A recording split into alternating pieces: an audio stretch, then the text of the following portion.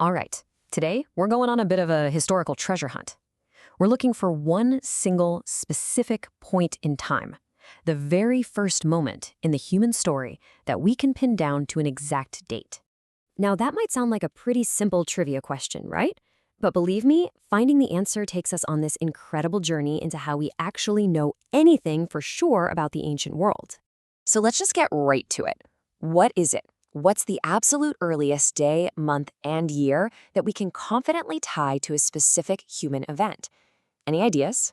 There you have it, May 28th, 585 BCE. But, the real question isn't just what the date is, it's how in the world can we be so certain about one single day over 2,500 years ago? To understand that, we first have to imagine a world almost without dates.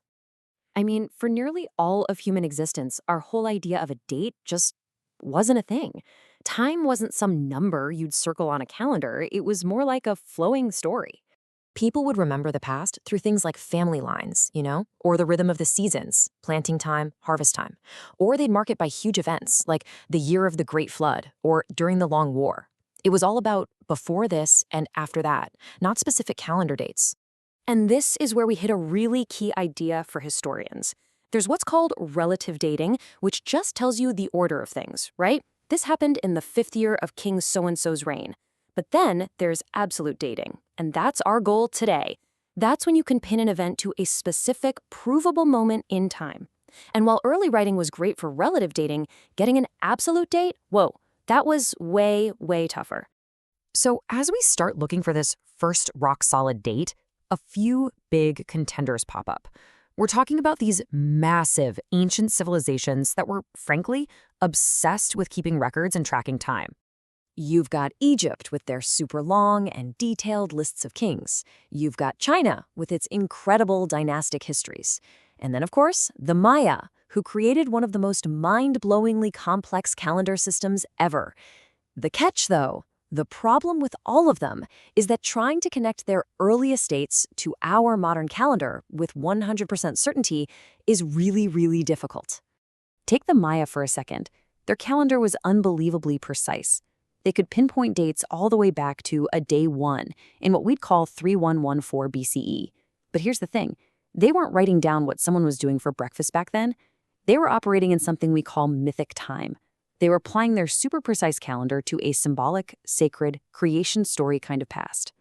So this all boils down to one critical point. For a date to be truly, absolutely locked in, you need a two-part combo. You need a written record of something happening, and, this is the key part, you need a totally separate, independent way to check that it really happened when they said it did. That right there, that's the gold standard.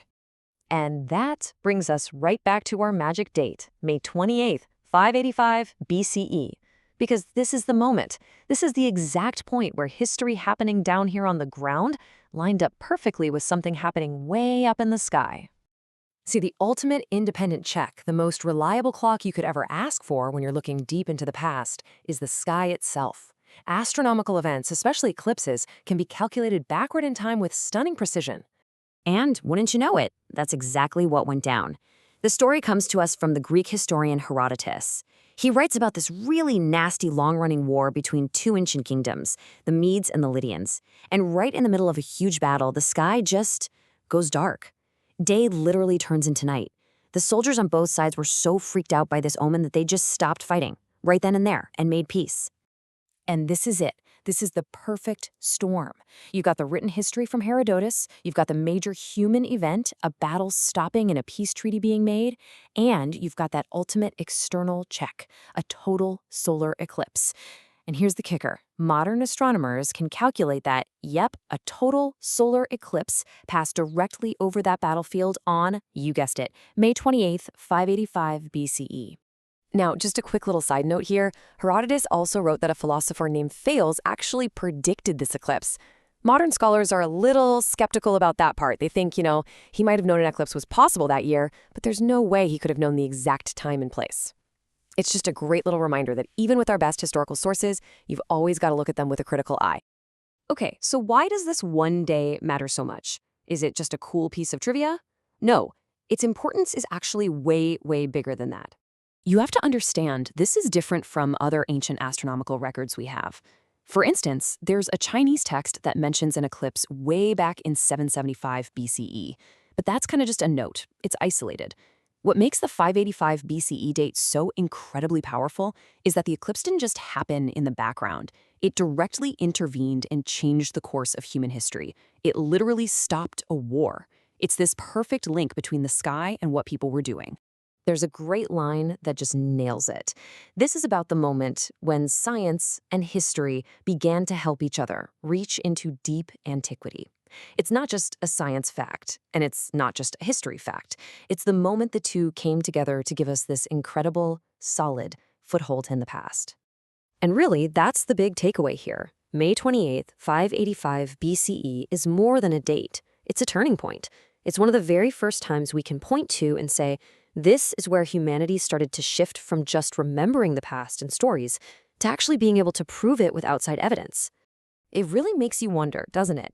As our science gets even better, what other stories, myths, legends are just sitting there in some ancient text waiting for that one new discovery, that one little piece of evidence from the sky or the ground that will suddenly snap them from legend into verifiable history?